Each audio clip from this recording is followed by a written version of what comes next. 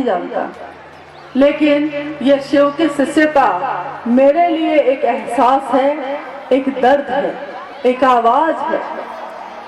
और ये बात जब उन्होंने कही थी, उनकी आवाज में क्या था, मतलब हम लोग शब्दों में बयान नहीं कर सकते। एक शिव के शिष्य के जीवन में, जिस जीवन में वो चले और जहां दीदी नीलम आनंद जी ने उनका पूरी तरह साथ दिया, साहब और दीदी के सम्मिलित सहयोग से आज जो असंख्य लोग शिव शिष्यता में खड़े हुए, उन साहब का एक ही लक्ष्य रहा, एक ही उद्देश्य रहा कि शिव की शिष्यता आपके दिलों में पले, शिव के लिए दर्द पैदा हो, शिव की परवाह पैदा हो, शिव के लिए एक भाव पैदा हो और वो भाव प्रेम में बदल जाए। हर प्रेमी ये चाहता है कि जिससे वो प्रेम करता है लोग उसको भी प्रेम करते, और शिव को प्रेम करने वाला तो यही चाहेगा। तो ये बात उन्होंने कही कि आपके लिए क्या है ये मैं नहीं जानता। ये तो वही बात हो गई कि चढ़ के सूली पर मंसूर बोला। मंसूर ने कहा था राजा को कि मैं राजा का गुणगान नहीं करूंगा, मैं खुदा की इबादत करता हूँ, मैं खुदा की ही इबादत करूंगा। लेकिन क्योंकि उस समय जब जिस जीवन में वो थे, उस समय राजा को ही खुदा का दर्जा दिया जाता था, उन्होंने मानने से इनकार कर दिया।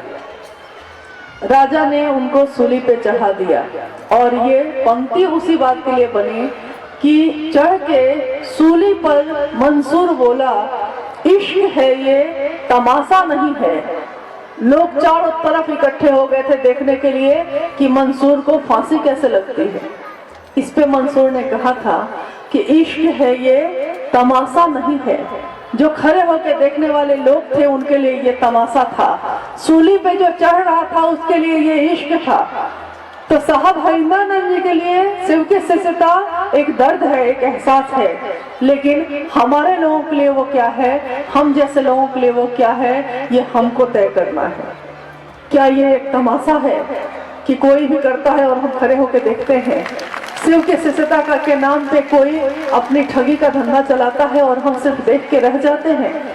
इश्क है तो रोकिए, आपके शिव का नाम कलंकित होता हो तो सावधान होइए और उस चीज को रोकने की कोशिश कीजिए। शिव की बात करने वाले के कारण अगर कोई बात दुनिया में ऐसी हो जाए कि शिव पे कलंक लगे, तो ये कलंक ना हम पे लगेगा ना आप पे लगेगा, ये हमारे गुरु शिव पे लगेगा।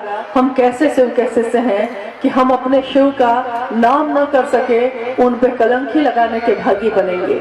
ये हमारा सबसे बड़ा दुर्भाग्य होगा, ये इस जीवन का सबसे बड़ा दुर्भाग्य होगा कि इस जीवन में भी जन्म लेकर कहा जाता था, हमारे पूर्वजों ने कहा कि कलियुग महेश्वर और चंडी का युग होगा। मतलब उमा और पति का, उमापति और उमा का युग होगा, भगवती का युग होगा।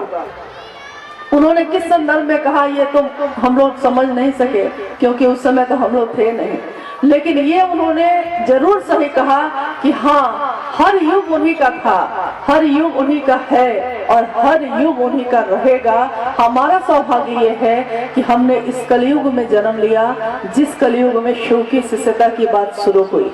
आज तक के इतिहास में, हजारों साल के इतिहास में ये नहीं हुआ। ये हमारा आपका सौभाग्य है, इस सौभाग्य को बचा कर रखिए, इसकी कद्र करिए और आने वाली नस्ल को, हमारे बच्चों को ये सुंदर सौगात देकर जाइए ताकि वो भी अपने जीवन को शिवमय कर सके, सुखमय कर सके।